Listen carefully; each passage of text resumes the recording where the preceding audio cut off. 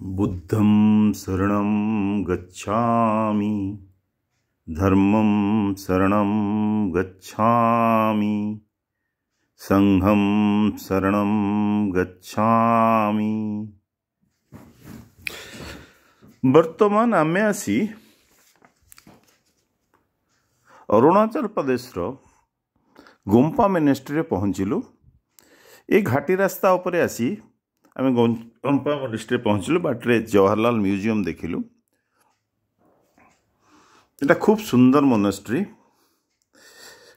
गोम्पा शब्द गोटे Tibetan word गोम्पा यार माने हैला एटा दलाई लामा द्वारा प्रतिष्ठा करा हैतिला। ए गोम्पा शब्दर माने हैला मेडिटेशन प्लेस बा ध्यान करिवा जगह।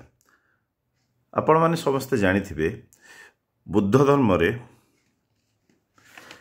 ए बुद्धम शरणम गच्छामि, संघम शरणम गच्छामि और धर्मम शरणम गच्छामि ए नीतिबाणी और आदर्श रे परिचालित हुए ए धर्म मंदिर।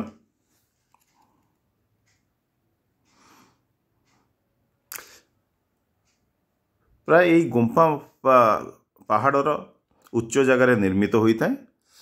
उच्च जगार बसी ए बुद्ध धर्मावलंबी माने निरोल ध्यान करती।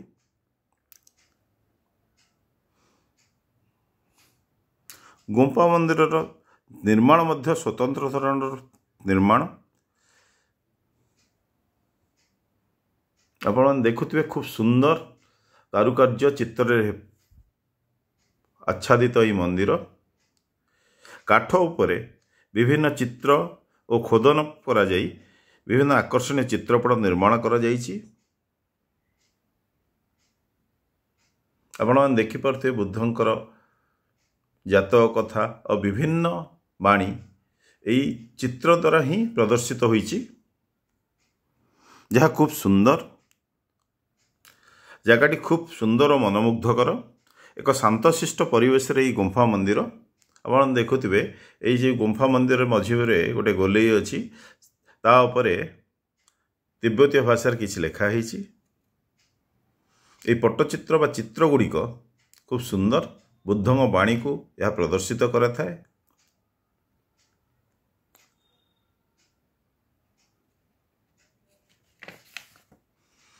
ए भीतर दृश्य बर्तमान बाहर दृश्य देखी एटा होछि।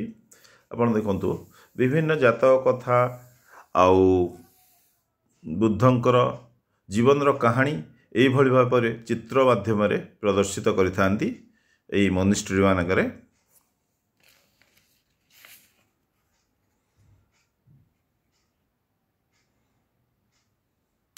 जगह खूब सुंदर एक पहाड़ पर अवस्थित यही ईटानगर गुम्पा बुद्ध मंदिर। अरुणाचल प्रदेश राजधानी है ईटानगर। आप देखु ये जो गोल को एथिरे बुद्धिस्ट मंक माने बा धर्मावलंबी माने से माने एथिरे चारिपटे यार प्रदक्षिण करती।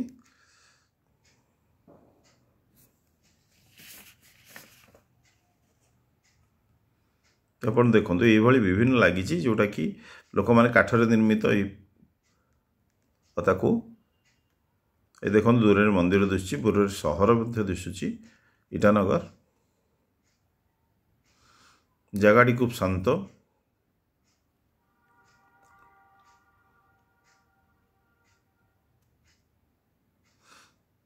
बर्तमान आम धीरे धीरे मंदिर भितर जावा देखा। देखो विभिन्न कारुकार्यमय